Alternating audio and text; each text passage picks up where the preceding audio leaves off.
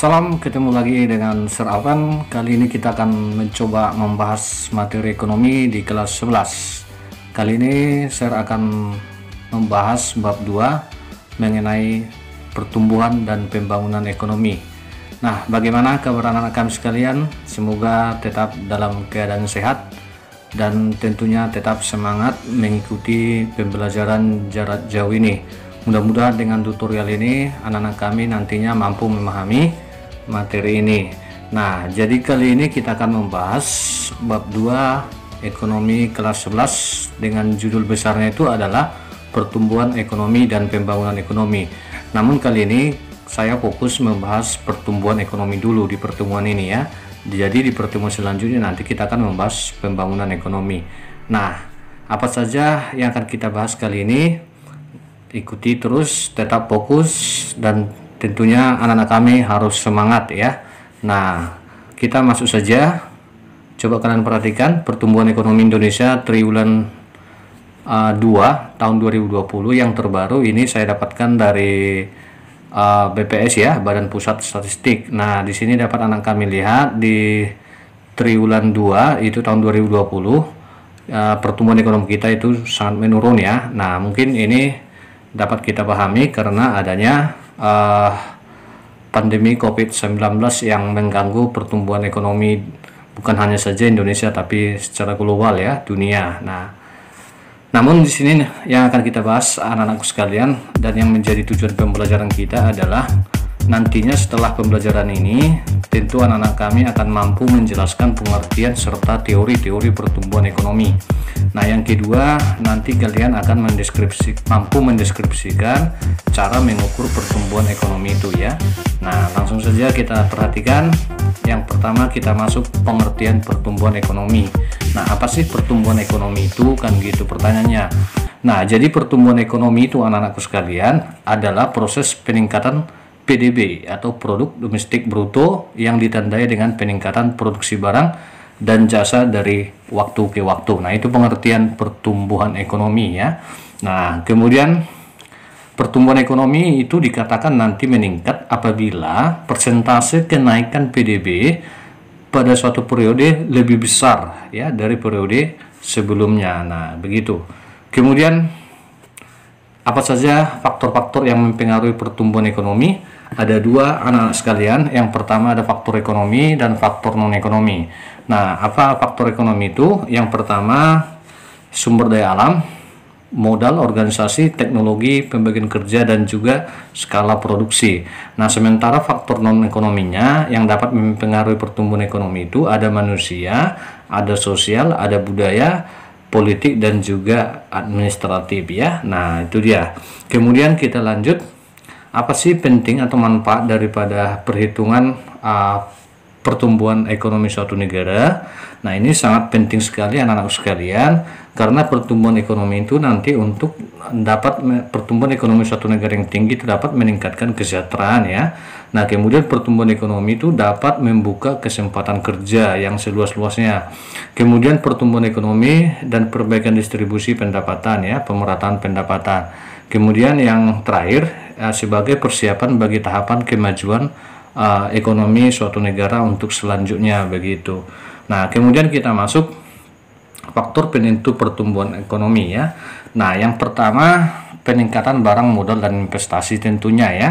Nah, dengan adanya nanti modal atau investasi tentu industri akan berkembang pesat, pengangguran semakin berkurang, kemudian pendapatan masyarakat juga semakin bertambah, kriminal juga semakin meningkat. Nah, jadi secara makronya itu sangat mempengaruhi ya. Nah, kemudian yang kedua penambahan tenaga kerja, yang ketiga penambahan teknologi semakin tinggi, kemudian peredaran uang yang tinggi, manajemen yang baik, peningkatan kewirausahaan, kemudian peranan informasi. Nah, inilah anak-anakku sekalian yang harus dimiliki oleh setiap negara apabila ingin menumbuhkan ekonominya ya. Nah, jadi ada 7 faktor penentu pertumbuhan ekonomi. Jadi ke-7 faktor ini harus dimiliki oleh setiap negara agar pertumbuhan ekonominya dapat meningkat terus-menerus ya. Nah, kita lanjut. Kita lihat bagaimana sih cara mengukur laju pertumbuhan ekonomi itu. Nah, tentu ada rumusnya bahwa pertumbuhan ekonomi tahun tertentu itu sama dengan perubahan PDB. Perubahan PDB ini nanti PDB yang tahun yang ditanya itu nanti dikurangi dengan PDB tahun sebelumnya dibagi dengan PDB tahun awal ya, atau T0 gitu dikali 100%, atau juga dapat dirumuskan seperti ini, PDB real ya, produk domestik bruto real tahun tertentu dikurangi dengan PDB real tahun sebelumnya. Nah ya, dibagi PDB real tahun sebelumnya kemudian dikali 100% ya. Nah ini dia keterangannya, tapi supaya lebih paham lagi kita lihat dulu contoh soal ya. Nah ini contoh kasus atau contoh soal ya. Nah tahun 2018 itu ada PDB diketahui, PDB realnya ya. Nah kemudian tahun 2019 juga diketahui. Nah kita ditanya di soal menghitung laju pertumbuhan ekonomi tahun 2019. Nah ini kita tinggal masukkan rumus tadi ya, pertumbuhan ekonomi yaitu 36.305 miliar ya, dikurangi 32.600 per 32.600 dikali 100%, maka hasilnya 11,36%. Maka dari contoh kasus ini dapat disimpulkan pertumbuhan ekonominya 11,36% begitu ya, cukup tinggi ya. Oke, kita lanjut. Nah, kita masuk inti daripada materi kita kali ini, yaitu teori pertumbuhan ekonomi ya. Nah, jadi kalau dikatakan teori pertumbuhan ekonomi, nanti ada para ahli atau para pakar itu membahas bagaimana pertumbuhan atau tahap-tahap pertumbuhan ekonomi suatu negara. Nah, itulah yang akan kita bahas kali ini ya. Kita fokus yang pertama, saya akan kasih bahwa teori pertumbuhan ekonomi ini nanti kita akan bahas dari tiga. Yang pertama nanti ada teori historis, teori klasik, teori neoklasik. Nah, adapun tokoh-tokoh historisnya nanti Friedrich List, Karl Bucher, Werner Sombart, dan Rosto Bruno Hildebrand ya. Nah, sementara teori klasik juga dikemukakan oleh yang sangat terkenal ya, Adam Smith, David Ricardo, Thomas Robert Malthus ya. Nah, kemudian neoklasik ada nanti Harald dan Domar, Joseph Schumpeter, Robert Solow. Nah, kita bahas satu persatu adik-adik sekalian. Nah, yang pertama kita lihat dulu teori historis menurut Friedrich List. Nah, jadi menurut Friedrich List ini bahwa suatu negara itu mengalami tahap pertumbuhan ekonomi dengan seperti tangga begitu ya, atau makanya sering disebut dengan teori ini teori tangga ya, Stapfen. Nah, tahap yang pertama suatu negara itu disebut dengan masa berburu dan mengembara ya. Nah, kalau kita bahas di sejarah kan masa berburu dan mengembara berarti manusia praksara begitu ya. Nah, Paleolitikum. Kemudian masyarakat suatu negara kan beranjak ke tahap yang kedua, disebut itu dengan masa beternak dan bertani. Berarti di sini sudah hidup menetap lah ya. Nah, kemudian naik lagi, berkembang lagi ke tahap yang ketiga, masa bertani dan juga sudah mengenal kerajinan ya. Kemudian tahap yang keempat, masa kerajinan tangan dan juga sudah berkembang yang namanya home industry, nah sampai industri besar, dan juga nanti sudah mengenal yang namanya perdagangan nasional dan juga perdagangan internasional begitu ya. Nah, kemudian kita lihat dulu teori historis menurut Karl Bucher ya. Nah, jadi menurut Karl Bucher juga pertumbuhan ekonomi satu negara itu ada 4 tahapan. Yang pertama ada rumah tangga tertutup, yang kedua rumah tangga kota, kemudian rumah tangga bangsa, dan rumah tangga dunia ya. Nah, jadi kalau dikatakan rumah tangga tertutup, nah di sini belum ada yang namanya pertukaran barang ya. Ini masih pemenuhan kebutuhan di kelompok sendiri. Kemudian kalau rumah tangga kota ini sudah terjadi pertukaran barang antar kota ya, bukan antar kota tetapi di dalam kota ya. Nah, antar kelompok di dalam satu kota itu maksudnya. Kemudian rumah tangga bangsa di sini sudah semakin meluas bahwa perdagangan atau pertukaran barang sudah dilakukan antar kota namun masih dalam satu bangsa atau satu negara. Nah, yang terakhir rumah tangga dunia, itulah yang kita kenal dengan zaman sekarang. Di sini sudah terjadi yang namanya pertukaran barang antar bangsa atau antar negara dalam dunia ya. Nah, yang seringlah kita disebut dengan istilah perdagangan internasional ya, istilahnya ekspor dan impor. Nah, begitu. Itu menurut Karl Bucher ya, tahapan pertumbuhan ekonomi suatu negara. Nah, sekarang kita masuk, kita lihat menurut Werner Sombart ya. Nah, dia juga membagi tahap pertumbuhan ekonomi menjadi 4. Yang pertama ada prakapitalisme, yang artinya di sini bahwa masyarakat hanya memenuhi kebutuhan sendiri ya. Nah, jadi hampir mirip dengan teori sebelumnya. Kemudian melangkah ke kapitalisme madya atau menengah. Nah, di sini masyarakat nanti sudah mulai memikirkan sebuah keuntungan, berarti sudah berdagang begitu ya. Nah, kemudian sudah mengenal alat tukar begitu. Nah, kemudian masuklah kapitalis raya. Nah, kapitalis raya ini produksi dan perdagangan itu semakin meluas sehingga muncul nanti kaum kapitalis dan kaum buruh ya. Nah, di sini nanti manusia mulai individualistis ya.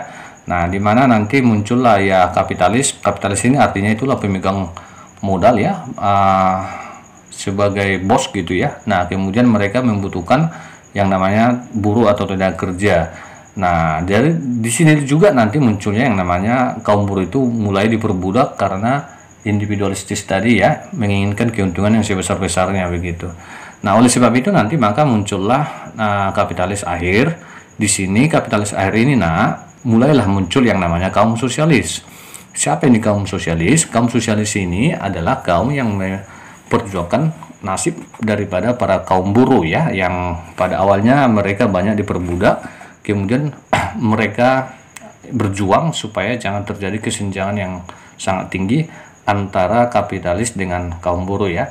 Nah, di sini diperlukan sebuah sistem ekonomi. Nah, ini terkait dengan pemerintah ya. Nah, jadi di kapitalis akhir ini di sini negara-negara itu sudah mulai menerapkan sistem ekonomi ya. Sistem ekonomi itu kan ada sistem ekonomi tradisional, ada terpusat atau komando, ada pasar atau liberal, kemudian ada campuran begitu ya. Tergantung negaranya memakai sistem yang mana ya.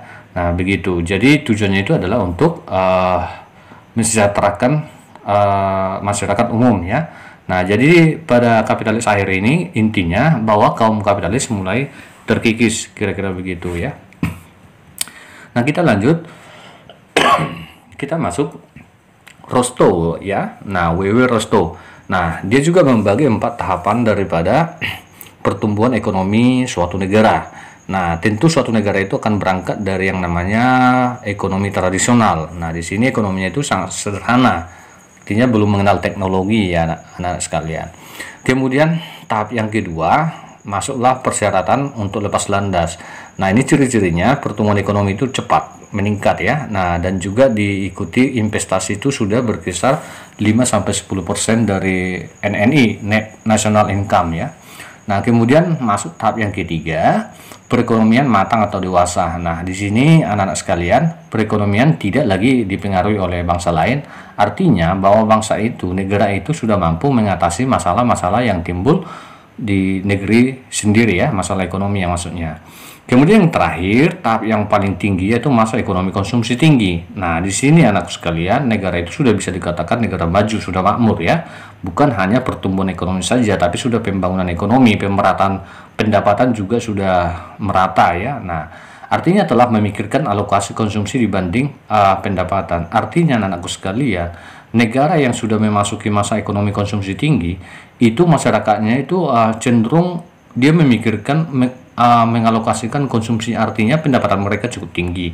Nah, mau dikemanakan uangnya, mau beli apa, itu yang mereka pikirkan. Beda dengan pertumbuhan ekonomi yang suatu negara yang masih rendah ya. Contohnya kita masih memikirkan bagaimana ya pendapatan. Yang kita pikirkan masih pendapatan, dari mana pendapatan, penghasilan kita belum memikirkan makanan begitu ya. Nah, itu bedanya dengan pertumbuhan ekonomi negara yang sudah maju. Nah, di sini juga memikirkan bagaimana mempertahankan kemakmuran itu. Artinya kalau suatu negara memang sudah masuk tahap masa ekonomi menurut Rostow konsumsi tinggi, maka mereka lebih cenderung bagaimana mempertahankan kemakmuran itu sendiri ya. Nah, kita lanjut. Kita masuk menurut Bruno Hildren, dia juga membagi 3 tahapan barter, uang, kredit ya.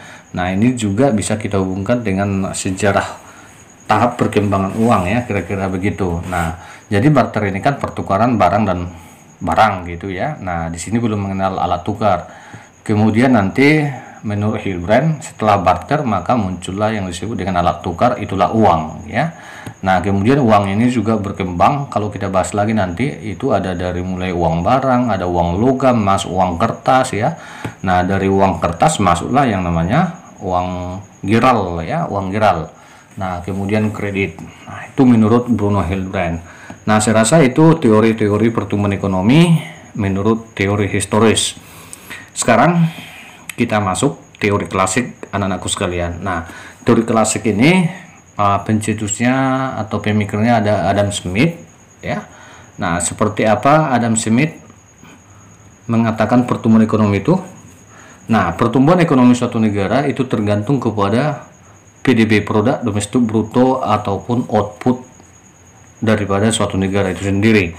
Nah yang mana PDB atau output ini dipengaruhi oleh 3 faktor. Yang pertama sumber daya alam, kedua pertumbuhan penduduk, dan juga modal ya. Nah jadi menurut Adam Smith pertumbuhan ekonomi suatu negara itu dapat meningkat kalau negara itu memiliki sumber daya alam yang banyak, pertumbuhan penduduk yang tinggi, modal yang tinggi. Nah jadi maksudnya di sini pertumbuhan penduduk itu adalah banyak nanti tenaga kerja begitu ya. Nah itu menurut Adam Smith.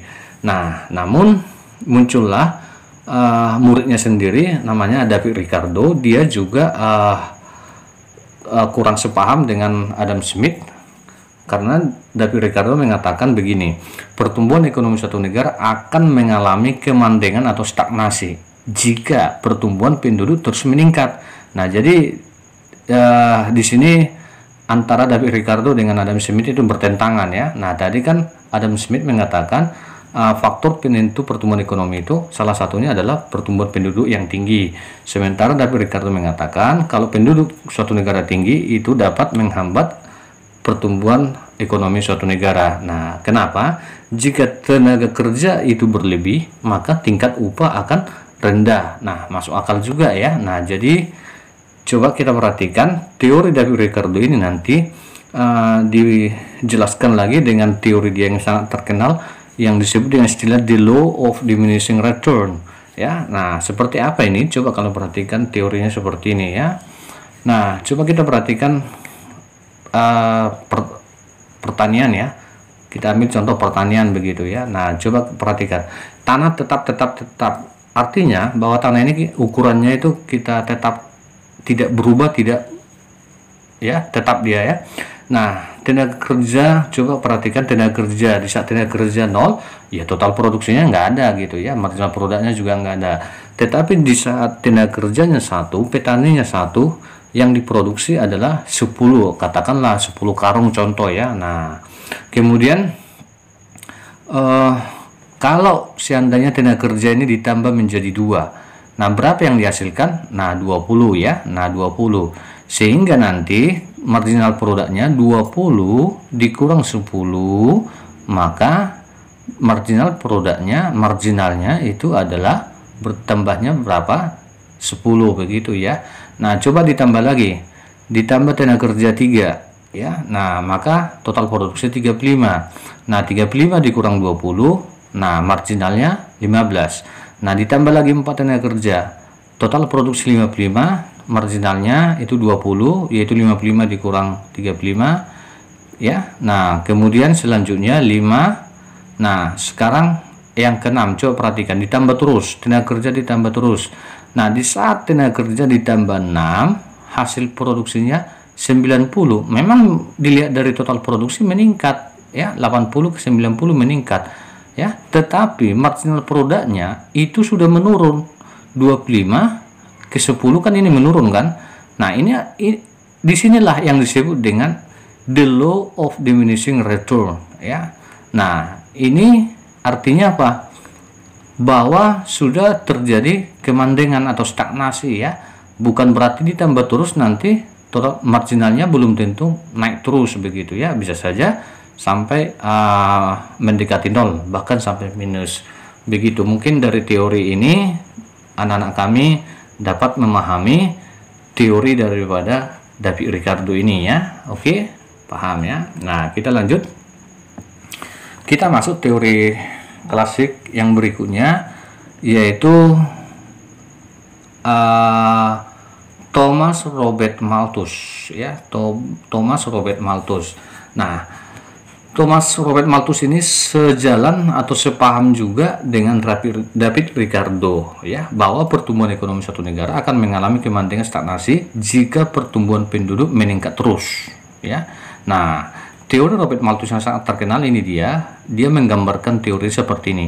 Pertumbuhan penduduk itu peningkatannya itu cukup besar ya. Nah, 1, 3, 5, 7, 9, 11, 13 katakan dengan bilangan ganjil ya. Nah, lalu ketersediaan pangan atau hasil produksi memang tambah, tapi tambahnya tidak sebanding dengan pertumbuhan penduduk 1, 2, 3, 4, 5, 6, 7. Nah, coba kita perhatikan pertumbuhan penduduk 1. Di saat penduduk 1 yang diproduksi 1 tidak ada masalah. Nah, tetapi di saat penduduk sudah 3 orang, di makanan hanya ada 2, berarti di antara yang 3 ini 1 orang pasti kelaparan, tidak dapat. Nah, maka terjadilah nanti kelangkaan ya. Maka disinilah nanti yang disebut stagnasi atau kemiskinan itu ya. Nah, dan selanjutnya, oke. Nah, itu menurut Thomas Robert Malthus. Kita lanjut, kita masuk teori neoklasik. Ini teori yang ketiga ya. Nah, teori neoklasik pencetusnya ada Robert Solow. Nah, dia mengatakan pertumbuhan ekonomi suatu negara itu dipengaruhi oleh 3 faktor, adik-adik sekalian. Apa saja itu? Yang pertama, sumber daya manusia, kemudian modal, dan juga teknologi modern. Nah, jadi yang paling penting di sini dari teori sebelumnya adalah teknologi modern ya, adik-adik sekalian. Nah, Robert Solow itu nanti memadukan yang ketiga faktor ini dengan rumus seperti ini. Q sama dengan Q itu output ya, output sama dengan fungsi C dikali L atau kapital ya. Kapital ini modal ya. Nah, ini modal, lebur tenaga kerja atau sumber daya manusia ya. Nah, teknologi modernnya di sini itu nanti dianggap konstan ya. Di sini dianggap konstan. Nah, inilah dia teori neoklasik Robert Solow, bahwa pertumbuhan ekonomi suatu negara itu dipengaruhi 3 faktor, SDM, modal, dan teknologi modern. Nah, kita masuk yang neoklasik kedua, yaitu Harrod dan Domar ya. Nah, mereka mengatakan pertumbuhan ekonomi dipengaruhi oleh modal dan juga investasi. Nah, di sini yang membedakan adalah investasi, artinya bahwa teori Harrod dan Domar ini lebih menekankan di investasi begitu ya. Nah, kemudian investasi ini nanti dipengaruhi oleh MEC atau ICAR ya. Nah, apa itu? Ini dia. MEC itu otomatis efisiensi kapital atau incremental capital output ratio atau ICOR adalah perbandingan antara pertambahan suatu unit input modal yang dapat menyebabkan pertambahan output. Nah, ini analisis bisnisnya sudah dibahas ya. Nah, kalau misalnya di modal inputnya itu ditambah 1, kira-kira outputnya berapa? Nah, itu menurut daripada Harrod dan Domar ya. Nah, sekarang kita masuk menurut Joseph Schumpeter ya. Nah, dia mengatakan pertumbuhan ekonomi suatu negara itu dipengaruhi oleh ya. Nah, ini dia beda lagi, oleh inovasi teknologi produksi. Nah, jadi menurut Joseph Schumpeter, suatu negara itu mengalami pertumbuhan ekonomi apabila nanti sudah negara itu, pengusaha-pengusaha yang ada di dalam negara itu menunjukkan terjadinya inovasi teknologi produksi oleh para pengusaha itu tadi ya. Nah, jadi dia menyimpulkan bahwa tanpa inovasi tidak ada pertumbuhan ekonomi. Nah, itu menurut Joseph Schumpeter di dalam teori neoklasiknya. Oke. Nah, apakah perbedaan pertumbuhan ekonomi dengan pembangunan ekonomi? Nah, jawabannya tunggu di materi saya selanjutnya. Materi kita kali ini sampai di sini. Apa yang saya sampaikan semoga bermanfaat dan dapat kalian pahami. Nah, nantikan materi saya selanjutnya, yaitu materi pembangunan ekonomi. Nanti kita akan membahas pembangunan ekonomi. Apa sih pembangunan ekonomi itu? Lalu apa sih bedanya pembangunan ekonomi dengan pertumbuhan ekonomi? Lalu apakah pertumbuhan ekonomi suatu negara yang tinggi sudah dikatakan pembangunan ekonomi tinggi juga? Nah, nanti akan kita bahas. Nantikan di channel Alpentum ini. Sampai ketemu di materi saya. Salam dari Sir Alpen. Semoga bermanfaat. Terima kasih.